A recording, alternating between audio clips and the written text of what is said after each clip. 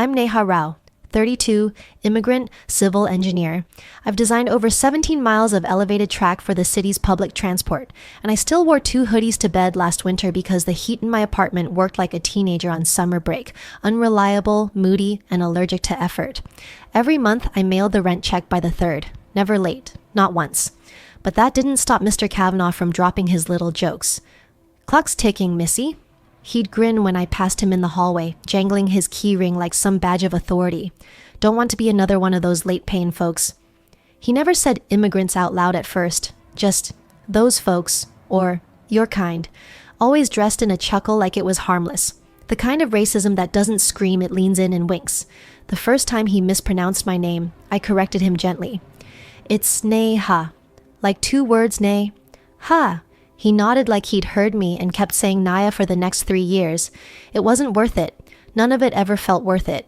Not when I was on a visa. Not when I was waiting for my green card.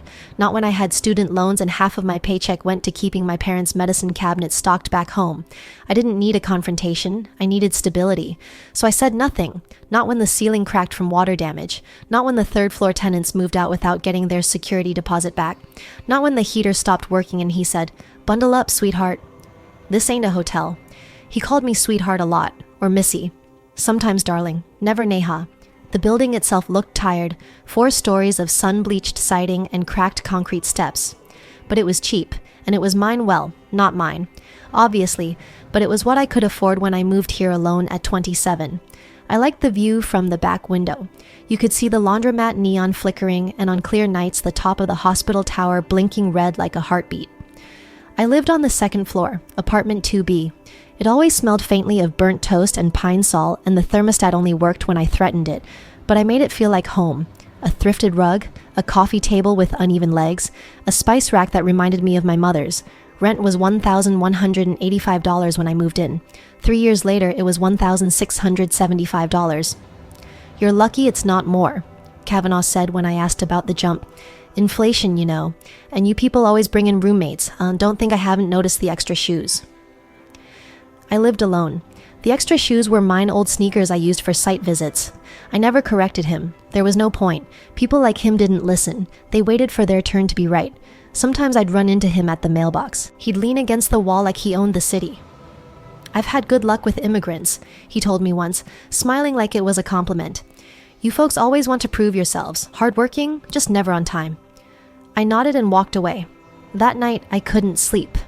I lay on my mattress under 2 blankets, listening to the radiator cough like it was trying to expel me too. I didn't cry. I just stared at the ceiling and thought, how much longer am I going to let him own this narrative? At work, I was respected. I had a team. I'd led the stormwater redesign for 2 urban renewal zones. My boss asked for my input before client calls. I mentored the younger hires, but at home, I was still Missy from 2B, still watching mold grow behind the bathroom cabinet while the man upstairs made comments about curry smells and funny accents. He never hit me, never yelled, never raised a hand, just did enough to remind me I didn't belong. It's funny how pain works. The worst kind isn't loud, it's quiet. It builds like calcium in the bones. Invisible, dense, unshakable. A month before I moved out, the upstairs neighbor, a young black woman with 2 jobs, slipped a note under my door. "You were right. They kept my deposit. Don't let him do it to you too." She'd knocked once to ask if I smelled gas. We shared a box of mango mochi that night on the front steps and talked about home. She was gone the next morning. No warning. I folded the note and kept it in my coat pocket. The day Kavanaugh raised my rent again, he handed me the typed notice with a smile like he was giving me a gift. "Effective next month. Up to $1,975, he said. "Gotta keep up with the market. And you've got that nice engineering job, don't you? Plenty of room in that paycheck." I stared at the paper for 5 seconds. Then I looked up, nodded, and said, "Of course." I didn't argue, didn't protest, didn't tell him that I just sent $600 back home for my mother's blood pressure medication, didn't explain that I'd been saving for months to finally take my father to see the ocean, didn't mention that I'd spent 4 nights a week learning American building code standards just to be considered for promotion. I went upstairs, sat at my tiny kitchen table, logged into my bank account, and whispered to myself the same words I had said when I landed here 5 years ago with 2 suitcases and a head full of borrowed courage. "It's okay. You're going to make something out of this. That was the last month I paid him rent, but I paid attention. And that was the beginning. The week after the rent increase, I started walking home instead of taking the bus, not because I needed the exercise, but because I needed the time. I'd leave the office at 6:30, pack my things slowly, nod goodbye to the last intern still at their desk, and step out into the wind like I had somewhere better to be. I didn't. I just needed 45 minutes of cold air and the silence that lives between traffic lights to figure out what came next. The city looks different when you walk through it like it owes you nothing. You start noticing what's cracked, what's failing, what was built to impress but not endure. Like the old post office downtown with its marble columns that don't hide the leaking ceiling, or the high-rise condos with glass walls and paper-thin insulation, or the man in the rental office who collects late fees like trophies and forgets the names of the women he overcharges. I didn't make a list, not right away. I wasn't plotting anything. I just started paying attention. By the end of the month, I'd memorized the listing price of 5 foreclosed duplexes, 4 triplexes, and a burnt-out row house that sat less than a mile from Mr. Kavanaugh's building. I knew their square footage, their assessed taxes, and which ones needed foundation repair. Information became its own kind of armor. At work, I kept my head down and hit every deadline. The municipal rail team wanted a proposal by June. I turned it in by April. My manager stopped by my desk one day and said, "How'd you finish so fast?" I told him, "I don't sleep much." He laughed. I didn't. That same week, Mira invited me to a real estate seminar she was attending on Saturday. "It's mostly white men talking about how to flip houses," she said, "but one of the speakers is a South Asian woman who runs a firm. Thought you might want to come." I almost said no. I had laundry to do. I had inspection reports to review. I had my Saturday, but I went. The speaker's name was Priya Kapadia. She wore wide-leg trousers and a jade ring that caught the light every time she gestured toward the screen. "How many of you own property through a trust?" she asked. 3 hands went up. "How many of you know what a Wyoming LLC is?" 1. Priya smiled. "That's okay. We all start somewhere." I stayed after the seminar and asked her 2 questions. She gave me her card and said, "Email me. I'll send you my lawyer's contact." I never told Mira how much that 1 hour rearranged something in me. It wasn't just about owning something. It was about the structure. Kavanaugh had power because the system let him hide behind leases and late fees and building codes no one enforced. He didn't yell, he didn't strike. He just made life harder in ways that didn't make headlines. And the only reason he got away with it was because people like me didn't own anything he needed. I started researching shell companies the way some people research dream vacations, Wyoming LCs, series trusts, corporate veils, lease-to-lease transfer chains, anonymous holding accounts, all legal, all structured, all invisible, no rage, no fire, just process. I didn't even need revenge. I just needed distance, dignity, control. When my green card arrived in the mail, I didn't tell anyone. I held it in my hand for 30 minutes, read the letter twice, and then I walked it over to the bank and updated my account details. The teller congratulated me. I nodded and walked out without smiling. I was free, and I didn't know what to do with that. The next week, Kavanaugh left a voicemail reminding me to be timely this month. I hadn't been late once in 36 months. I replayed it twice. Then I deleted it. I'd already given my 30 days notice in writing, printed, signed, dropped off in person. He took the envelope like it was a fast food receipt and didn't even ask why I was leaving. I didn't expect a thank you, but part of me wanted him to notice. I guess that's how I knew I wasn't ready for the next step, because I still cared what he thought. The new place wasn't glamorous, a small 1-bedroom above a bakery in East Heights, but it had heat. And the windows opened, and the landlord said my name correctly on the first try. The night I moved in, I ate dinner on the floor. Just dal and rice in a Tupperware, the kind of meal that reminds you of who you used to be before everyone had expectations. There was a knock on the door around 9 o'clock. It was the bakery owner. His daughter had baked too many cookies. Would I like some? I said yes. I sat on the floor with a paper bag of shortbread in my lap, and for the first time in months, I didn't feel cold. After that, I got serious. I set a new budget. I stopped ordering takeout. I paused my Spotify subscription. I canceled the online Pilates trial I'd never used. I made coffee at home. I brought lunch from home. I started saving 63% of my income. Every month, I tracked the listings, properties, prices, liens, tax histories. One day in early spring, I saw it. Kavanaugh's building. Not the one I'd lived in. Another one. A single-family house in River Grove, his personal property. A note in the listing, motivated seller. A second note, short sale opportunity. My stomach didn't flip. My heart didn't race. It was just a line on a screen, a data point. I sent the link to Priya's lawyer. 2 hours later, I had a call with his team. The next morning, I incorporated Huron Development LLC out of Wyoming and opened a trust account under the same name. No one called it revenge. It was just paperwork.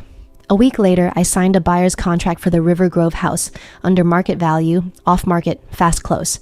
Mr. Kavanaugh never knew my name was on the dotted line, because it wasn't. Just a trust number and a seal. That night, I walked home through the same streets I used to freeze in, and I passed a property I knew he still owned. The porch light flickered. The siding peeled like old paint on a memory you don't want to revisit. I didn't stop. There was nothing to say. But I thought about him. I thought about the rent increases, and the way he used to knock too loudly on my door, and how he always stood a little too close when he talked, about the heater he never fixed, about the smile he wore like armor when he said, "You people." And I wondered what would he do if he ever found out who owns his house now? What would he say when the envelope arrived with a return address that meant nothing to him? What would he call me when he mailed the check? Missy? Darling? Sweetheart? Or would he just call me, ma'am? I never saw the inside of the house I bought. Not during escrow, not during the walkthrough, not during the inspection, which I paid for but never attended. It wasn't personal. That's what I told myself. This was an asset, a transaction, numbers on paper and signatures under seal. But the first time I saw a photo of the place peeling green shutters, warped front porch, sun-faded American flag still clinging to the railing, I recognized something. Not the architecture, the posture. It looked like it had something to prove and no idea how to say it without sounding bitter. Mr. Kavanaugh bought that house 20 years ago, right after his divorce. A small corner lot in River Grove with a patchy lawn and a leaky roof. The kind of house someone holds onto out of pride, not practicality.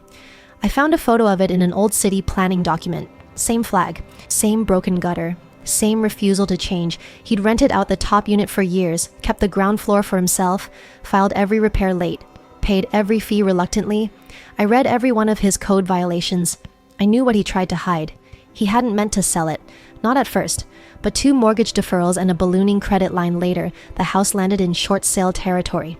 He'd listed it quietly, no MLS, no sign in the yard, just a whisper to his network, "I need out." I wasn't in his network, but I knew someone who was. Priya's lawyer Malik called me the morning the off-market memo went out. "It's a soft listing," he said. "He doesn't want word getting around, wants a fast buyer, quiet buyer." I said, "I can be quiet." He paused. "You're sure you want this one?" I said yes before he finished the sentence. I wired the earnest deposit that afternoon. By the time the paperwork reached the seller's attorney, the buyer was listed as Huron Development LLC, a Wyoming-registered holding company with no public beneficiary. Malik's voice was calm on the phone when the deal closed. "All done," he said. "He doesn't know." I exhaled.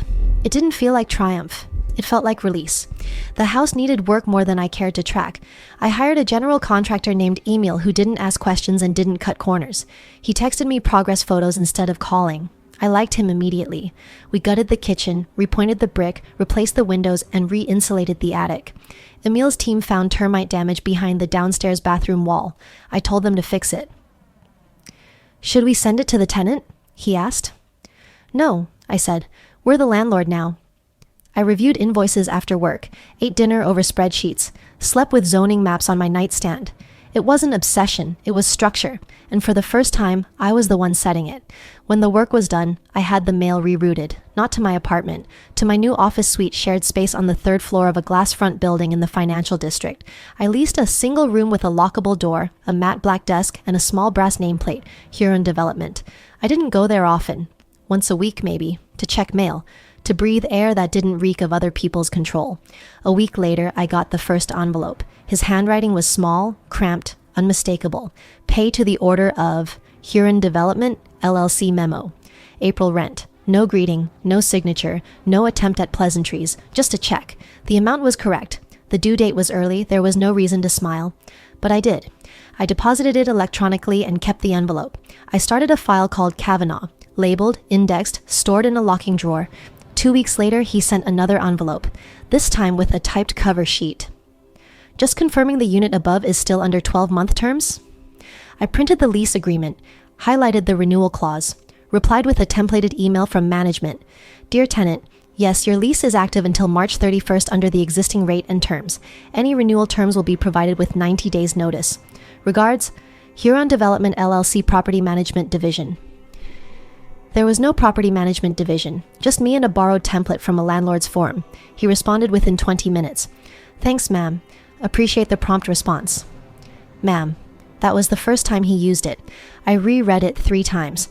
Not because I liked it, but because it felt like punctuation, like the end of a sentence I hadn't realized I'd been writing for years. I never corrected him. A few weeks later, he dropped off a form in person. My co-working space had a strict visitor policy. He waited in the lobby. The front desk buzzed me. Someone's here. Says he's dropping off maintenance paperwork for Unit 2. I said I'd be down in a moment. When I stepped off the elevator, he was standing by the potted fern, holding a manila envelope like it might explode. He wore a windbreaker zipped too high and khakis that sagged at the knees. He looked older than I remembered, smaller. Hi there, he said. Just wanted to make sure the request gets to the right person. I nodded, took the envelope, said nothing. Sorry, he said quickly. I work with the property team, I said. He looked relieved, or maybe just confused.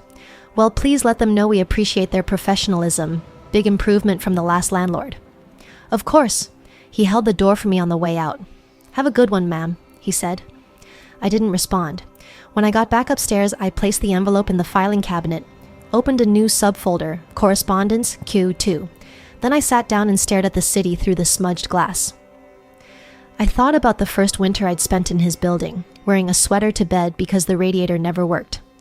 I thought about the time he said, "Your people always pay late," after I dropped off rent on the 2nd of the month. I thought about how small I used to feel walking past him, and I thought about how silence can grow into power if you water it just right. I didn't need him to know who I was. I just needed him to keep calling me ma'am. There's a type of silence that isn't quiet. It hums, like fluorescent lights in an empty office, like the space between thank you and you're welcome when neither of you means it. That's what it felt like every time his emails landed in my inbox. Subject: rent payment confirmation. Body: sent via paper check today. Let me know if it's delayed. Thanks again. RC. RC. As if abbreviation made him softer. Or smaller. I never responded with a name. Just the standard signature from my email template. Huron Development LLC Property Management Division. Please do not reply to this address. There was something satisfying about watching his tone change over time. The way, "Hey, just checking," became, "Apologies for the delay." The way his messages, once smug and clipped, started using words like kindly and appreciate and regards. Respect, when it's too late, always reads like guilt. He never mentioned my name. I don't think he recognized me, not really. Or maybe he did and chose not to. Either way, I wasn't offering clarity. Let him wonder. One Thursday, I stopped by the office suite to pick up mail and found him in the lobby again. He was talking to the front desk associate, Jamie, a college student with a lavender streak in her hair who always offered me extra coffee pods from the break room. Jamie looked uncomfortable. He said he's here to update contact information, she told me quietly, but I didn't see an appointment. I glanced toward him. He was holding a file folder and sweating through his collar. It was barely 70 degrees. I nodded, took the folder. Thanks for stopping by, Mr. Kavanaugh. We'll file this with the property record. He blinked. Oh, I didn't catch your name? You won't need it, I said. I turned and walked back toward the elevator. Jamie followed me with her eyes, her eyebrows raised like she was watching a scene she wasn't sure she understood. Neither was he.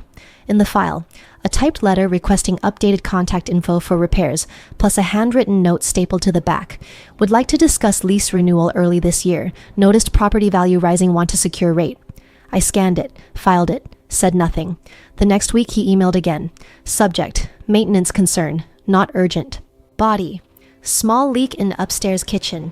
No rush. Just want to stay on top of it. Don't want to inconvenience management. Let me know if you'd like me to coordinate plumber. No rush. Let me know. Inconvenience. The man who once told me to tough it out when my heater broke was now flagging drips like he was trying to impress someone. I sent email to fix it. Full invoice attached. He paid it within 48 hours. Later that month, he submitted a repair request via the official portal. First time using it. Hello, management team. Just logging a minor window issue. Thank you for all you do. All you do. I bookmarked it. Sometimes I'd catch myself wondering if he knew. If the slight hitch in his voice when he said, "Ma'am," at the front desk was hesitation or memory. But I never asked, and he never said. Letting someone guess your value is sometimes the most generous revenge. One day I passed him in the parking lot near one of his old properties still under his name, though the bank had filed a lien 2 months prior. He didn't notice me. He was yelling at a tenant young woman, maybe 25, about garbage bins not being rolled back to the curb. "Don't make me raise your rent," he snapped. "You think I won't? Keep it up." I stopped walking. Not because I wanted to intervene, because I remembered, because I'd been her. I watched her flinch, not visibly. Just that inward tightening, shoulders pulled half an inch higher, eyes trained slightly past him. A defense mechanism disguised as civility. He walked back to his car, still muttering. I kept walking. She looked up as I passed. I nodded. She didn't smile, but she nodded back. Recognition doesn't always need explanation. That night, I lay on my bed and stared at the ceiling fan. I thought about sending her a letter, anonymous, just to say, "Hang on, it gets better. One day he'll call you ma'am too." But I didn't, because it wasn't about her, or him. It was about what I had built. Kavanaugh had power once, the kind that gets baked into building codes and inheritance and 5-word leases with $6 late fees. But I had structure now, I had title, and no one gets to raise the rent on that. By summer, the mail slowed down. He started using the portal more. Messages came through with timestamps like 2:43 a.m. or 5:06 a.m., always polite, always short. Subject, unit question. Not urgent, body. Would like to confirm lease terms again, just for clarity. Appreciate your time. It always ended with, appreciate your time. Always phrased as if he were doing me a favor by not demanding more. The checks kept arriving, postmarked early. No handwriting anymore, typed labels, pre-printed slips, perfectly aligned like he was afraid of appearing unprofessional to a ghost. I kept the envelopes, labeled everyone. Some people build monuments from stone. I built mine from paper. Mid-July, Emil called. Tenant left a note about roof discoloration, says they're worried it's mold. You want us to inspect? Do it, I said.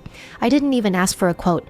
2 days later, Emil sent photos. Staining across the attic beams, water rot, signs of slow spreading decay. I forwarded the report to Kavanaugh through the portal, along with a work order. He called. Not emailed, not messaged, called. The number came through the office line. I let it ring twice before answering.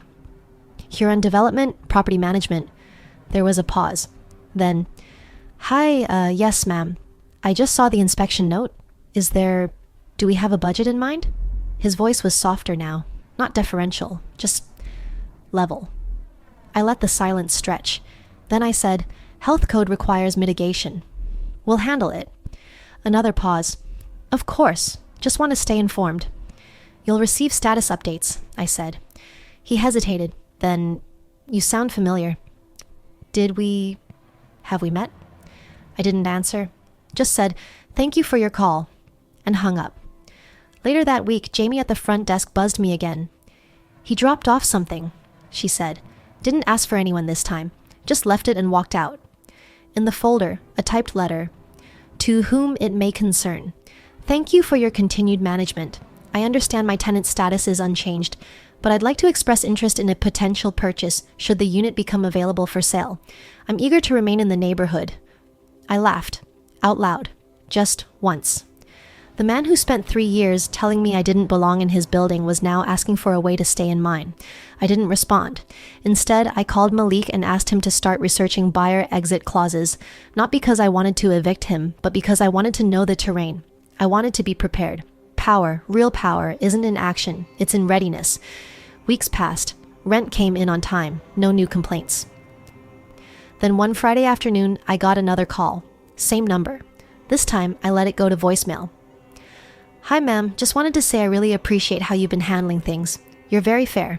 The last landlord, well, they weren't. So, yeah, thanks. No ask, no complaint, just gratitude. The kind that tries to rewrite history." I forwarded the message to my private inbox, filed it. That weekend, I visited my parents. My father had just recovered from surgery. My mother made idly and chutney from scratch, the kind that makes you feel like you're 12 again and nothing bad has ever happened to you. After dinner, she asked me if I was happy. I said yes. She said, "You look tired." I said, "It's a good tired." And it was. It wasn't the exhaustion of proving myself. It was the fatigue of building, of becoming the kind of person who doesn't flinch at late-night calls, who keeps records, who rewrites power. I didn't tell them anything, not about the building, not about Kavanaugh, not about how I now owned the house where he slept, cooked, paid bills, folded laundry. They wouldn't have understood. Or maybe they would have said it was petty, but it wasn't.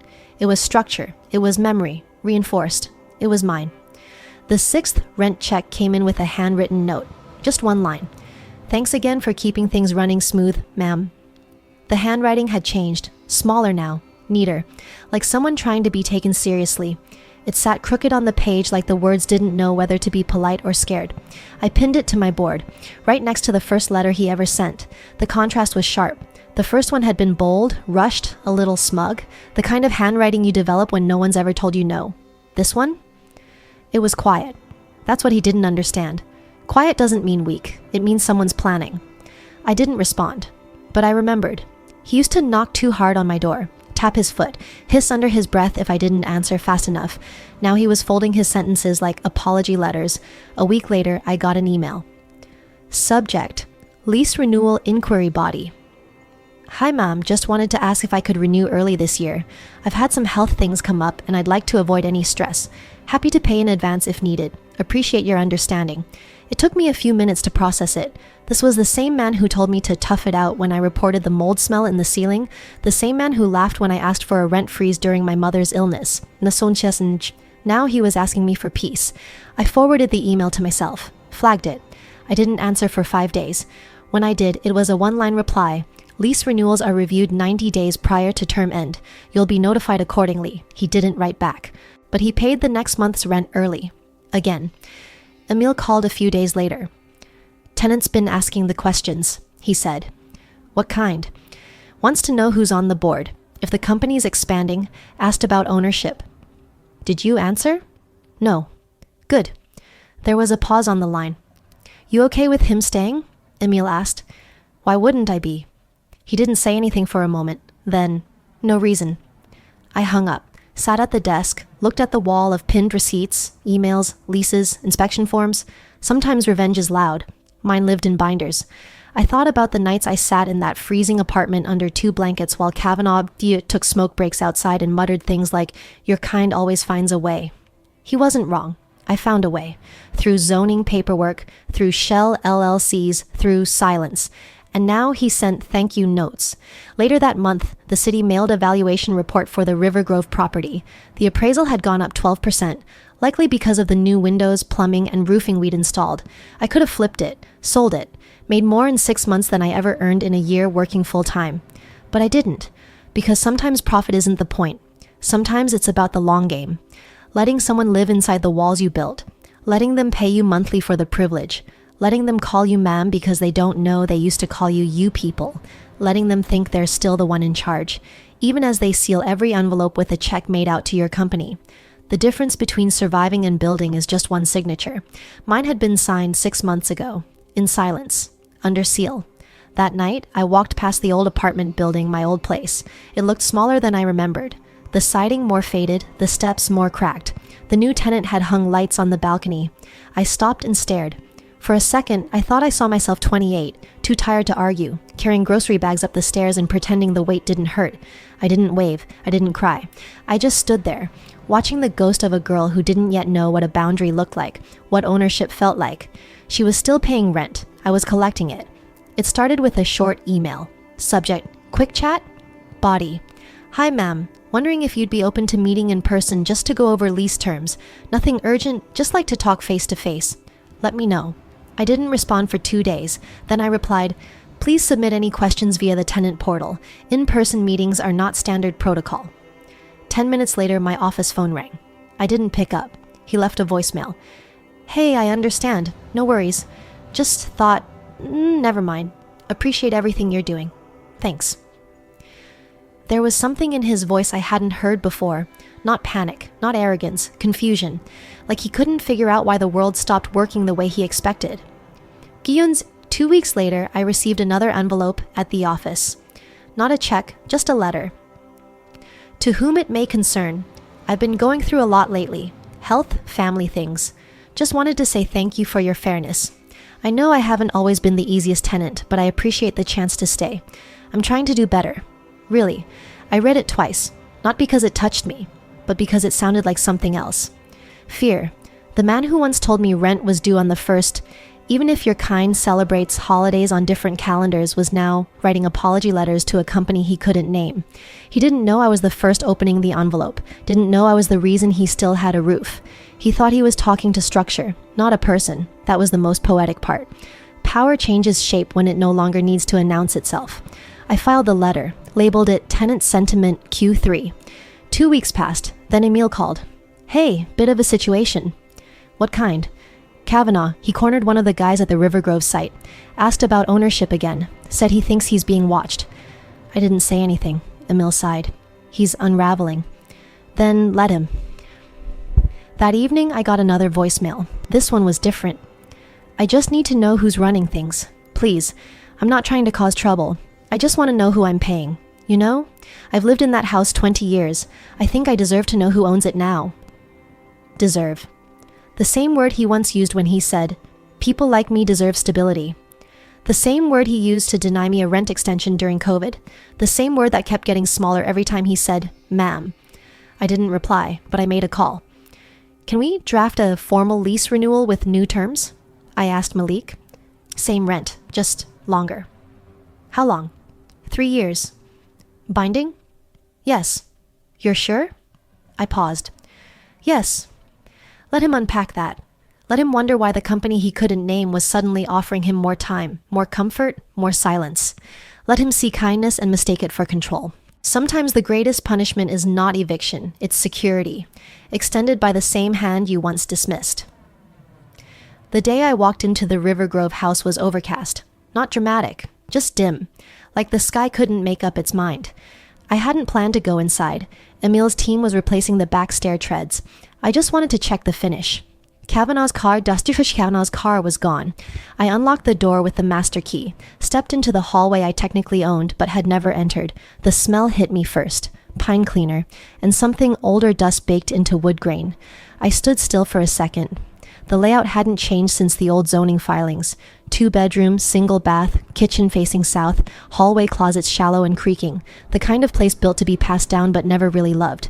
There were frames on the wall, photos, a younger version of him on a fishing boat, a boy, maybe a son, holding up a basketball trophy, a black and white of a woman in a wedding dress, smiling but not at him. I didn't touch anything. In the living room, the blinds were half closed. A stack of unopened mail sat on the TV stand. One envelope was from me. Huron Development, LLC. I walked to the kitchen. Clean. Too clean. Like someone had scrubbed away years in one evening. He knew. Maybe not everything, but enough. I opened a drawer, neatly arranged silverware, a receipt for a plumbing inspection, a folded page from a legal pad with half a sentence scratched out. If I had known, I closed it. Walked back out, locked the door behind me. The next morning, I received an email. Subject: lease signed, body. Appreciate the renewal. Thank you for the stability, ma'am. That was it. No more questions, no more requests, just acceptance, gratitude even. The irony never hit him, or maybe it did, in pieces. Every check he mailed now had my company's name. Every time he dialed the office, he reached my receptionist. Every conversation he initiated, I read first. Every ma'am was an echo in a hallway I built. I never raised his rent, not once. That was the final stroke. People like him never feared punishment. They feared mercy, because mercy meant they owed something. Not in dollars, in recognition. Months passed. I moved offices, bigger suite.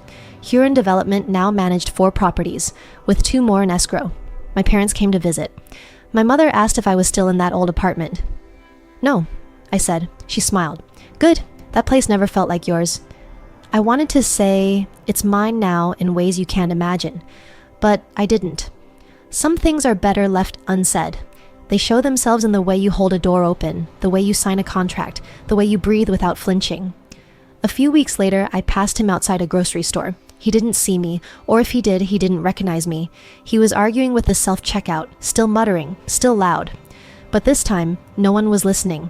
I got into my car, rolled the windows down, watched him disappear into a parking lot too big for his voice. When I got home, the envelope was already in my mailbox. Another check, on time, no note. I smiled. Not because I'd won, because I no longer needed him to lose.